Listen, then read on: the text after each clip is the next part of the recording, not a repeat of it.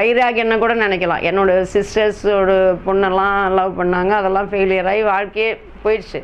அந்த மாதிரி நிறைய பேரோட வாழ்க்கை போயிடுச்சு. போராட முடியாமல் சூசைட் பண்ணிக்கிறவங்க. சூசைட் வந்து எதுக்குமே ஒரு தீர்வே கிடையாது. நம்ம யாரை ஜெயிக்கணும், ஒன்றும் இல்லாட்டி நம்ம வாழ்க்கை. நான் இப்போது எங்கள் அப்பாட்டேருந்து வந்துட்டு நான் தோத்தா, எங்கள் வீட்டுக்கார் கூட நான் தோத்தா கூட எங்கள் அப்பாக்காவது ஜெயிச்சு காமிக்கணும்.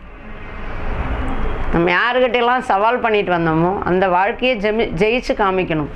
இன்றைக்கி நிறைய பேர் சூசைட் பண்ணிக்கிறது, கட் பண்ணிக்கிறது, இதெல்லாம் ஒரு வாழ்க்கையே கிடையாது. வாழ்க்கை எவ்வளவோ இருக்குது, எவ்வளவோ இருக்குது. இன்றைக்கி பார்த்துட்டிங்கன்னா சென்னையில் தான் வந்து ஆட்டோ ஸ்டாண்டுக்கெல்லாம் வந்து நம்ம அங்கங்கே நிற்கிறோம்.